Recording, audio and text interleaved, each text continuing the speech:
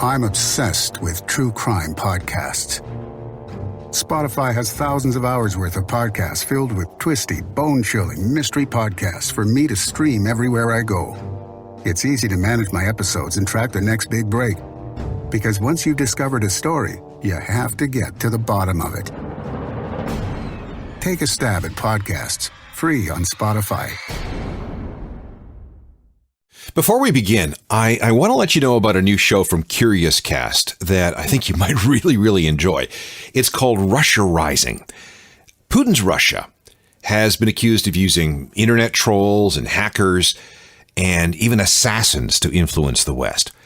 This new investigative podcast hopes to unravel this giant mystery with the help of those who know best: Russian trolls, hackers, Putin supporters, even a former Russian KGB agent. Join Europe Bureau Chief of Global News, Jeff Semple. He goes on a journey to unravel how Russia has gone from tenuous ally to a potential global threat. You can listen to Russia Rising for free at curiouscast.ca or wherever you're enjoying the ongoing history of new music. Do it. Trust me, you'll love it. Not that long ago, a friend and I were sitting on a patio. He'd had a few gin and tonics and was about to enter let's call it the loud phase of the evening. "You know what I can't stand?" he burbled. "Anti-vaxxers. Those people who won't vaccinate their kids or themselves. They're wrong. All those studies have been debunked. They're a threat to the species. If I ever run into Jenny McCarthy, so help me." Now, I had a couple of shots of Japanese whiskey in me, so it seemed like a good idea to jump in. "Me? Creationists and other anti-science types.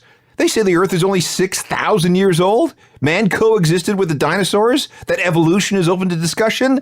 That's crazy." And it was at this point a guy at the next table chimed in. We'd been watching him do shots of Jaeger. I know you didn't ask me, but since you're ranting, you want to know what really grinds my gears? Second Amendment gun nuts. The kind that insisted some kind of God-given right to own an assault rifle with armor-piercing bullets. What's wrong with these people? For the next few minutes, we sat there stewing in our rage and indignation and self-righteousness.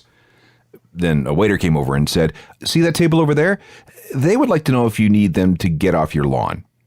So yeah, chastened, I get it. But this exchange got me thinking about some of the other things that annoy me. I'm usually a pretty calm sort of guy, but like anyone, there are subjects that really bug me. And upon some not-so-sober reflection, it turns out that there are a bunch of things about music that really annoy me. At least 10 things, in fact. Sit down. Let me tell you about them. This is the Ongoing History of New Music podcast with Alan Cross. Hi again, I'm Alan Cross. We all have our pet peeves. Drivers who don't use their turn signals. People who use the word irregardless. And while we're at it, you don't unthaw something for dinner, you thaw it. Unthawing would mean freezing it. What else? Bike couriers that think they own the road. Email with no subject line. Parents who let their kids run wild in the grocery store. High-end restaurants that charge for bread and tap water. You get the idea. But what about music? What are the things about music that drive you nuts? Now, I'm not talking about, oh, that artist really makes me crazy, or, oh, I hate, insert name of genre here, or even, oh, I can't stand hipsters. No, I'm talking about bigger picture stuff. Well, at least I think it's bigger picture stuff. I deal with music and artists and managers and the music industry and music technology every single day. And over the years, I've amassed a list of things that make me crazy. And I think the time has come to get all this stuff off my chest. Let's see if you agree with anything I have to say. Who knows? You may find guys complaining about music on the radio annoying, so you just might click me off. Just kidding. It's my show. I'm not going anywhere until I've had my say. We're going to start with something appropriate before we get into anything. These are the Butthole Surfers. This track is called The Annoying Song, and you'll see why.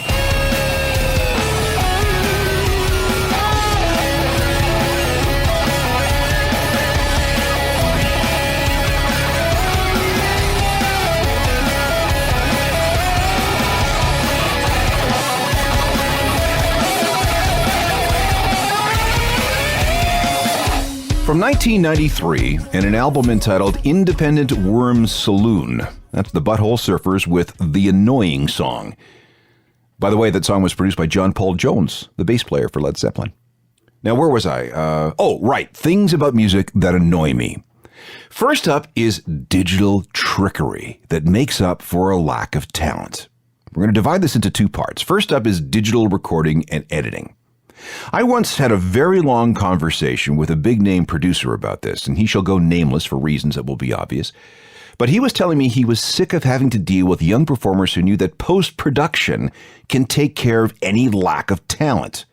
This producer came up the old school way, with reels of magnetic recording tape and non-electronic editing, which means actually cutting the tape with a razor blade and stitching it back together with tape. Today, virtually everything is recorded digitally. Most studios use Pro Tools, which is pretty much the standard for recording software. It was first conceived in 1989 by a couple of nerds at the University of California at Berkeley. It went through a bunch of different incarnations and names until it was released as Pro Tools in 1991. If you've ever used GarageBand on a Mac or Audacity or Adobe Audition, those are the technological descendants of the first Pro Tools system, which could record and manipulate 4 separate tracks. And it only cost $6,000. I have GarageBand on my phone, and it's about 10,000 times more powerful than that first Pro Tools program, and it came on my phone for free. Pro Tools lets you see the waveforms of whatever you record. It allows you to cut and paste and tweak sounds in an infinite number of ways. If, for example, a singer botches a word during a take, you can often edit out just that one word or just that one line and drop in another one. If the drummer's beat lags in part of a song, you can fix that in Pro Tools by time compressing the rhythm track. If the bass player hits a bum note, no problem. It can be tuned into place. Pro Tools makes recording so much easier. In fact, this program, what you're listening to right now, is recorded on Pro Tools. But like I said earlier, it can also be used as compensation for a lack of talent. If you can fix it in the mix, it absolves you of being spot on during recording. You don't have to be as good as some of the people from the old analog days when you couldn't fix glaring mistakes with digital trickery. This has led to some unreal and unnatural recordings, which I will get back to in a few minutes. Now, don't get me wrong. Digital recording is fantastic. And like I said, this program is recorded and edited and mixed on Pro Tools. I have Pro Tools in my studio at home. I could not do half the work I do today without some kind of digital recording software. It is a godsend. But you can see why guys like Jack White and Lenny Kravitz often prefer to do things the old-fashioned way with reel-to-reel tape, analog recording consoles, and take after take after take until they nail their parts. They also know that sometimes you need imperfections to add beauty. Now let me give you an example. When The Clash went into the studio in the summer of 1979 to record what would become the London Calling album, producer Guy Stevens had all 4 guys warm up with a cover of an old blues song by American singer Vince Taylor. Just run through it while I get set up, he said. So the band started playing. But, unbeknownst to them, Stevens hit record on the tape machine. And when the band was finished the song, Stevens said, "Right, that's it, that's a take, next song." The Clash was bewildered. He said, "We can't use that. It was sloppy. The tempo was all wrong. Listen to how we speed up through the song." Stevens said, "All rock and roll speeds up. Next song."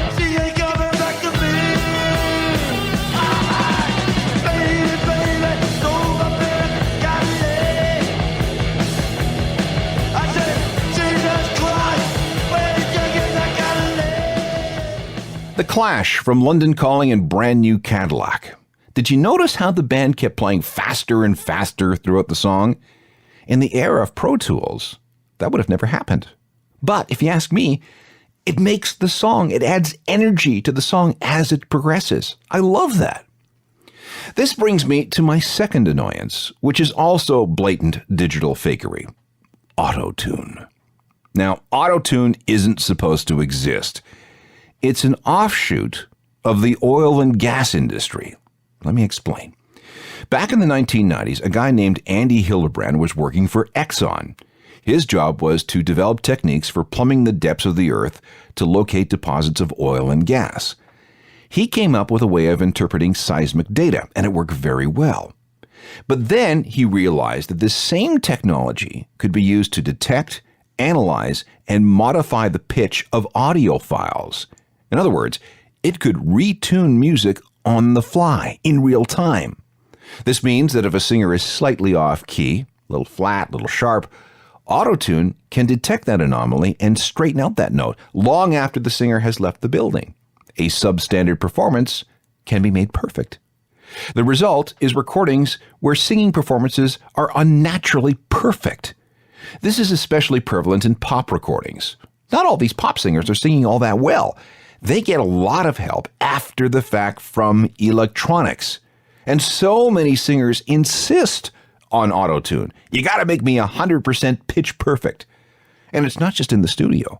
Auto-Tune can be used in a concert setting, making it sound like the person on stage is nailing every note perfectly. It's real-time pitch correction. It's that fast. And it's not just for singers. Auto-Tune can be applied to any instrument, any sound. For example, there are guitar amplifiers with Auto-Tune built in, which means you can play a bad note and have it corrected before it comes out of the speaker. It's safe to say that almost every new song you hear today is, in some way, auto-tuned. It's like Photoshop for music. Perfect pitch, perfect tempo, perfect tune. Now, we can debate the pros and cons of auto-tune all we want. It's a safety net, it's just giving audiences what they paid for, and so on. But I've never been able to shake the sense that using this technology is a form of cheating. Letting a machine polish up your imperfect performance makes everything less human. This is why I wholly support the position taken by Death Cab for Cutie. They are 100% dead against the use of auto-tune. You gotta spend some time, love. You gotta spend some time with me. And I know that you'll find love. I will possess your heart. Death Cab for Cutie, who will proclaim death to auto-tune at every available opportunity. Now, if we are to take Ben Gibbard and crew at their word, there is not a single bit of pitch correction in that song. That's the verbatim sound of a band working together in a studio, uncorrected. And that's just the tweaking capabilities of auto-tune. Don't even get me started on stuff like this. Do you believe in life after love? I can feel something inside me say, I really don't think you're strong enough now.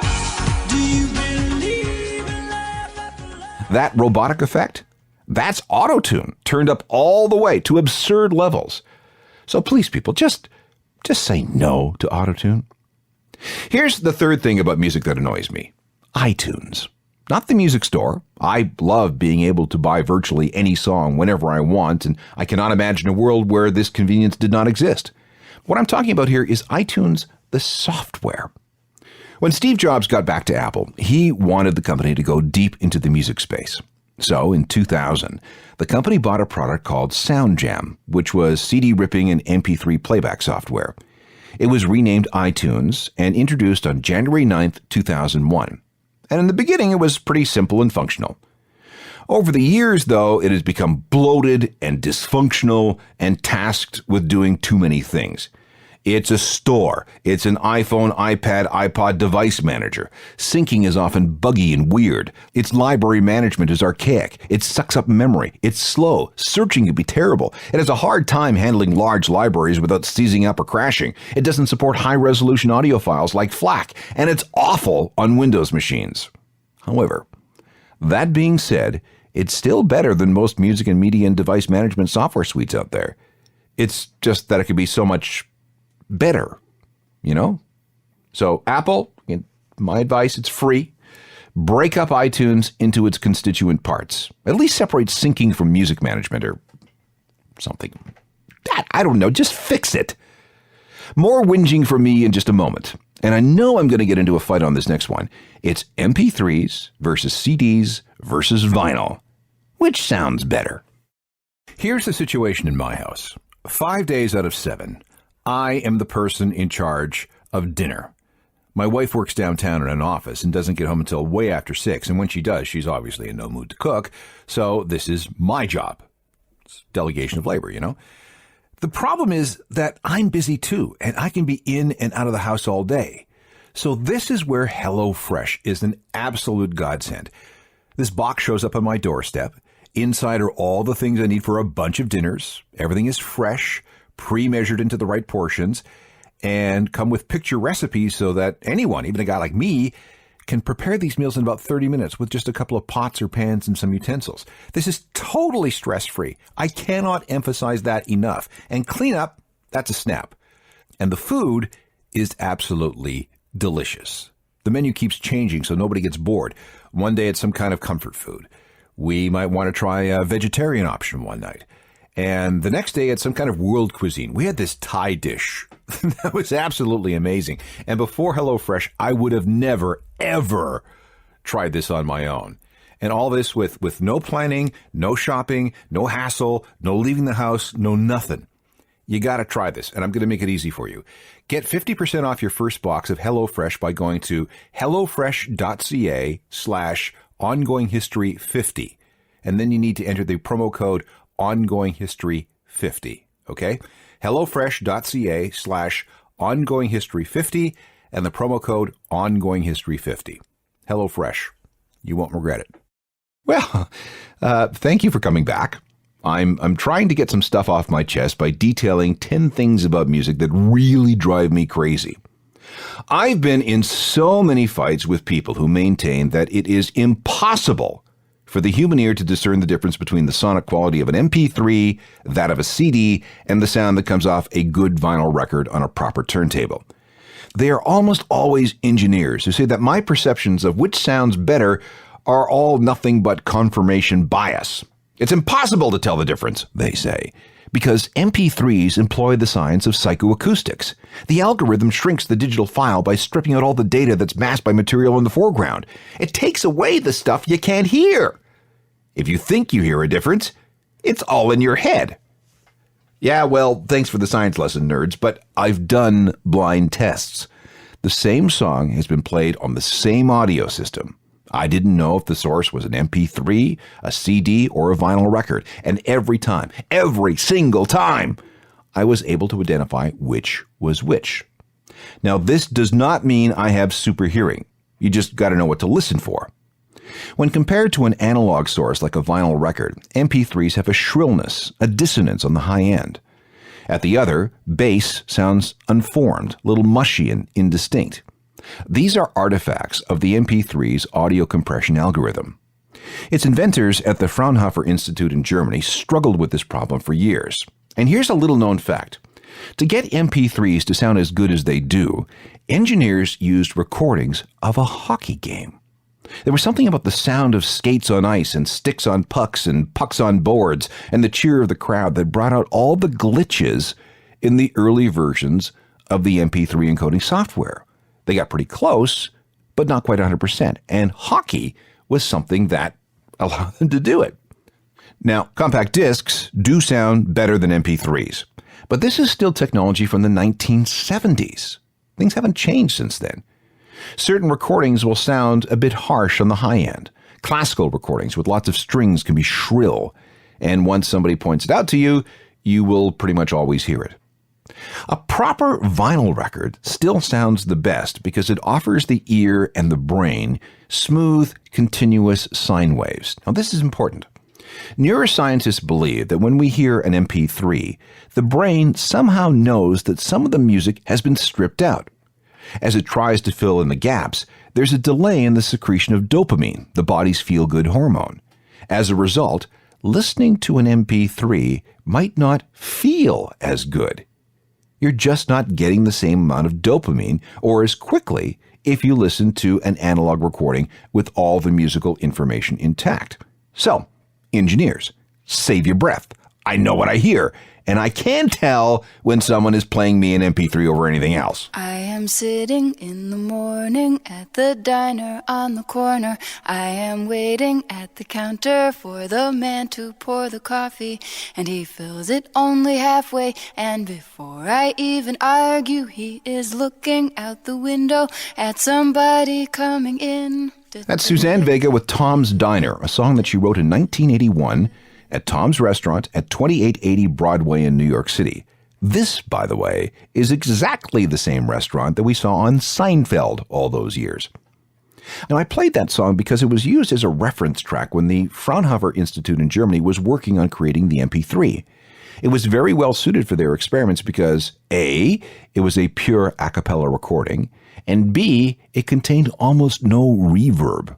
The goal was to compress this digital audio file to 1/10 its size with no audible glitches. The engineers working on the project listened to that song tens of thousands of times on their way to perfecting their algorithm. And you have to admit, they ended up doing a very good job. Now, I love MP3s. They're very convenient. Wouldn't do without them. Just don't tell me that I can't hear the difference between one of them and a CD or vinyl record, because I can. My next couple of bitches also have to do with audio quality. For a growing number of people, the sound they get out of a pair of cheap earbuds, or worse still, the speakers on their laptop, is good enough. That's all the fidelity they need. They don't see the point in seeking out full frequency, high fidelity sound. Now, if you grew up in the 70s, 80s, and 90s, you'll remember how much money you spent on stereo equipment, speakers, amplifiers. It was this pursuit of perfect sound, big, tight bass, even, accurate mid-range, bright, smooth highs. Maybe you spent thousands upon thousands of dollars over the years chasing awesome sound. That was a sickness for many guys, and it was almost always guys. And I had it bad. We'd get together and argue over what was better, East Coast speakers, West Coast speakers, or those made in Britain. We lusted after exotic hand-built amps. We compared watts RMS, signal-to-noise ratios, wow and flutter measurements, frequency response ranges.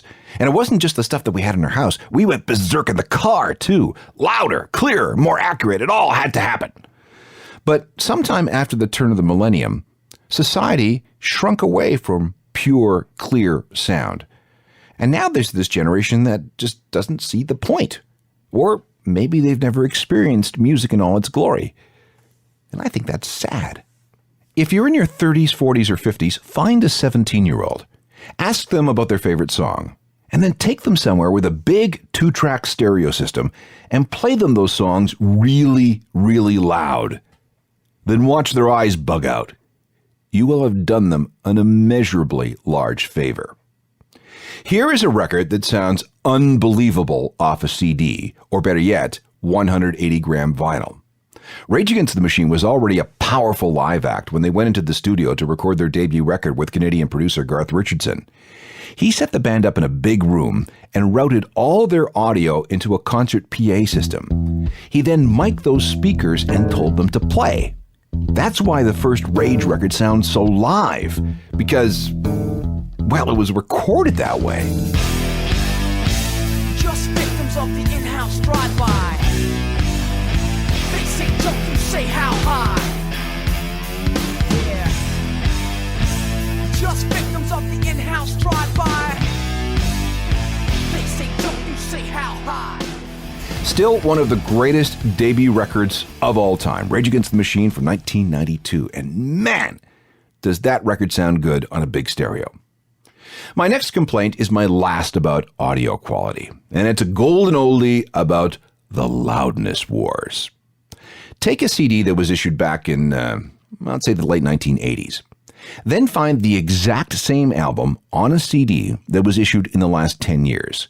Give both a very critical listen. Which one sounds better? Chances are you'll pick the older CD, which may seem kind of weird. Why should something a quarter century old or older sound better than something manufactured today? Compare the audio from the two CDs again. I'm going to bet that the new CD sounds louder than the old one. The volume control hasn't moved on the stereo, yet the new CD is definitely louder. And being louder isn't necessarily good. Your ears get bludgeoned with sound. There's no delicacy to the recording. The quiet bits seem louder than they should be, and the loud bits might even feel distorted. The result is a comparatively unsatisfactory listening experience. So what's going on? Well, it all has something to do with something that's been called the loudness wars. Over the last 20 years or so, record labels, and even producers and managers and the bands themselves, have insisted that things be this way. When an album is mastered, the part of the process when the finishing touches are added before the master recording is made from which all CDs will be manufactured, the final intrinsic loudness is set for every one. The trend has become that to make the default loudness, the default force by which the music seems to come out of the speakers and headphones, to be as great as possible. The way you do that is through compression. Using various electronic means, you squeeze in as much musical data as you can. The result is really squished music. There's less difference between the naturally quiet bits and the naturally loud bits. We say that there is no dynamic range. Everything, even the bits that are supposed to be quiet, all sound loud, or at least louder. If you want to get technical about this, today's CDs can be up to 20 decibels louder than they were back in the 80s and 90s. This means we're not hearing the songs as they were recorded. All the subtleties and textures in the album are flattened out. And if there's even the tiniest bit of distortion, our ears hear it and our brains get tired. It's called listener fatigue. So why is this happening? Because there are people in the industry who believe that the louder the recording, the more it will stand out and the more successful it will be. Although I've never really seen one shred of evidence that makes this true. And with the rise of MP3s, which, as we've seen, squish music even more, and the widespread use of crappy earbuds, the effects of compression are even worse. In fact, because so many people listen to music as MP3s through crappy earbuds, the trend has been to make those files, like the kind you buy on iTunes, even louder. This means more distortion and more bad sound. Now, these loudness wars may not bother you, but they drive me crazy.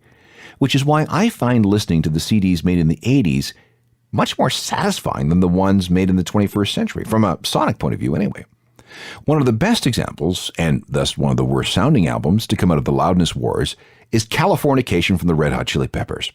There is so much compression used in the mastering that you can hear all kinds of clipping and distortion. There is almost zero dynamic range on this record.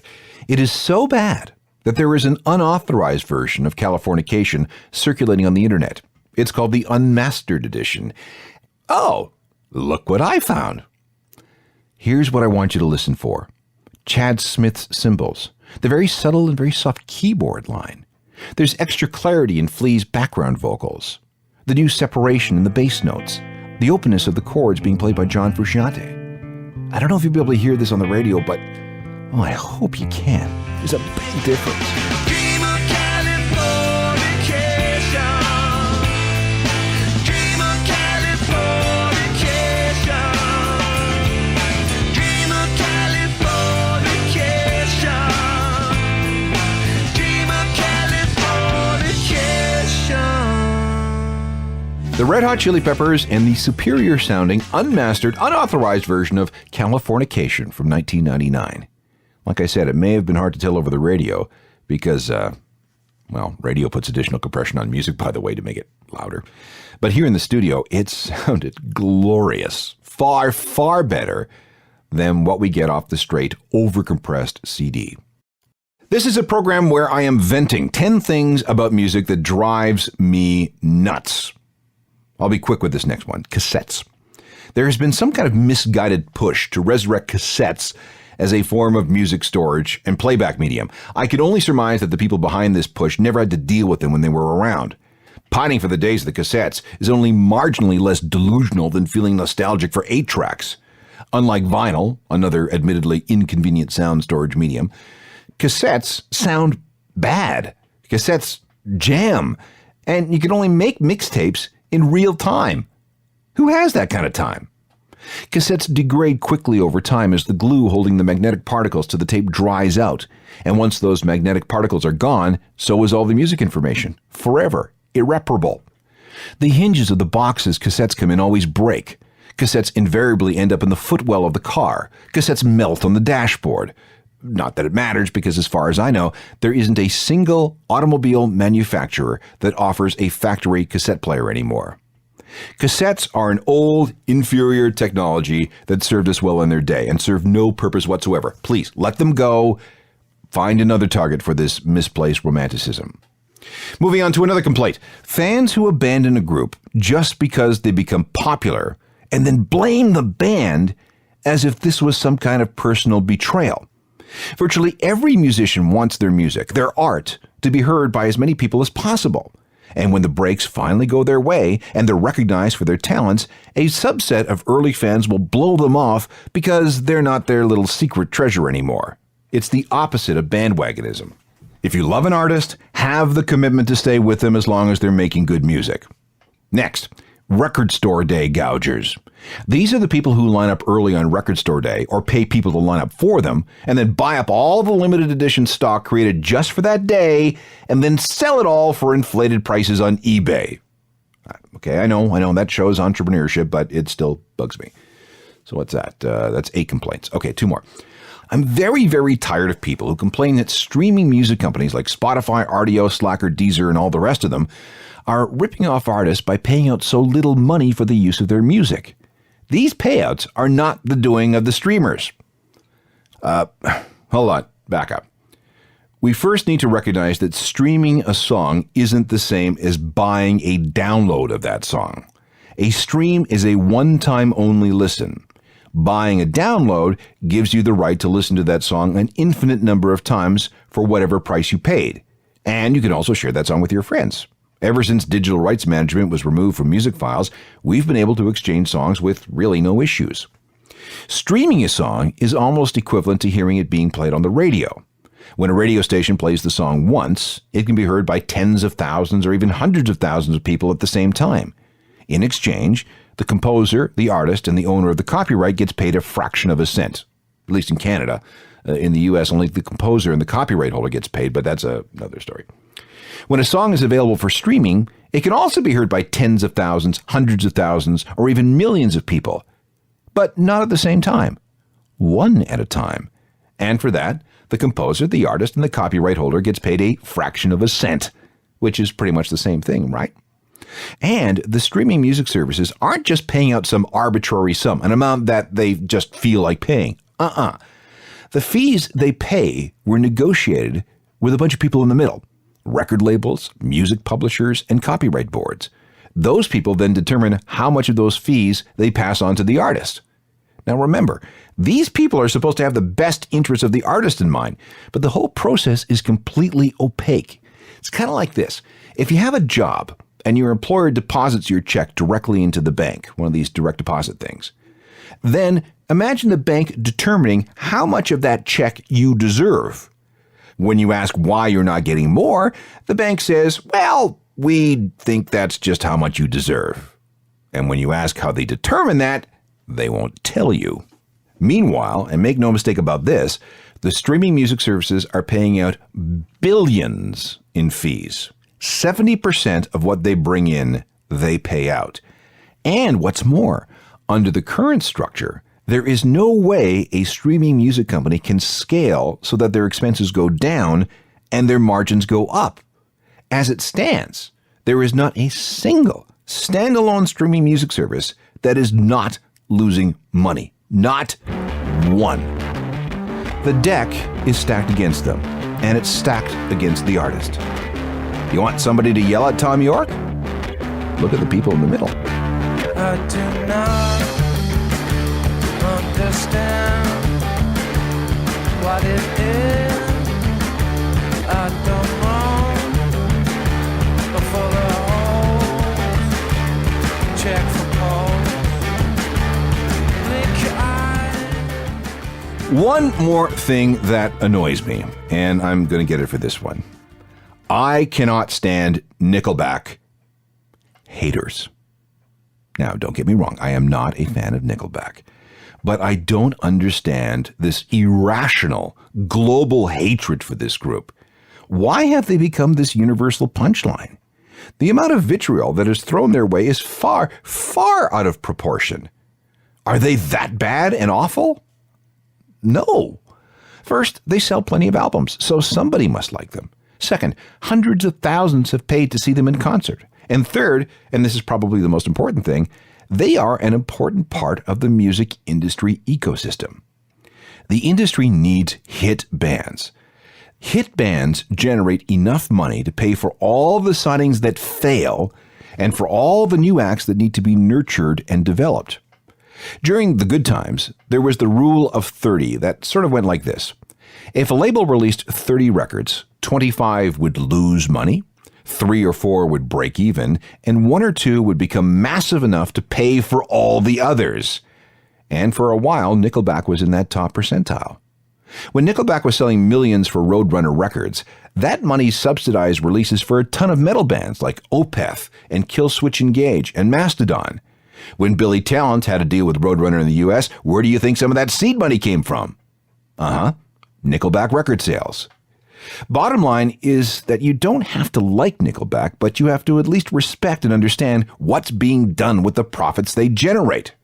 And now, some Nickelback.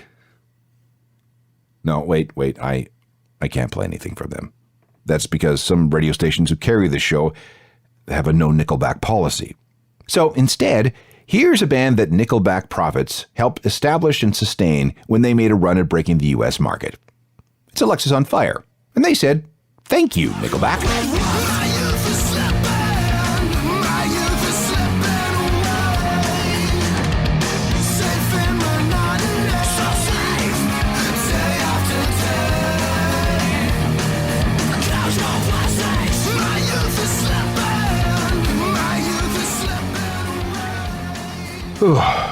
Okay, there.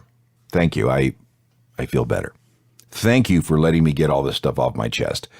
I felt a bit weird about doing this because, it's not nice to complain. But it's also not healthy to keep everything bottled up inside, right? So, to summarize, I'm going to leave it alone after this. Here are the 10 things about music that bug me. Digital trickery in the studio to cover up a lack of talent. Auto-tune. People who say you can't hear the difference between an MP3, a CD, and a vinyl record. People who don't care about good sound. The loudness wars. The silly cassette resurrection. People who bail on good bands just because they get popular. Jerks that buy up all the good record store day merchandise and then sell it for inflated prices on eBay. Those who don't take the time to understand the truth behind the payouts of streaming music services. And the weird, irrational, pathological hatred some people display regarding Nickelback. If you want to fight me on any of that, I'm here. I can be reached at alan@alancross.ca, but just be warned that whatever you say, you're wrong. Still, you can try and convince me otherwise, but you will be wrong. My website is ajournalofmusicalthings.com, and I'm always available for trolling on Facebook, Twitter, Instagram, and Google+. And please do not blame Rob Johnston for any of this. He just does all the technical production and has to listen to my ranting and raving, and has done so for a couple of decades. Leave him out of it. It's not his fault. Just let him go. Talk to you next time. I'm Alan Cross. You've been listening to the Ongoing History of New Music podcast with Alan Cross. Subscribe to the podcast through iTunes, Google Play, Stitcher, Spotify, and everywhere you find your favorite podcasts.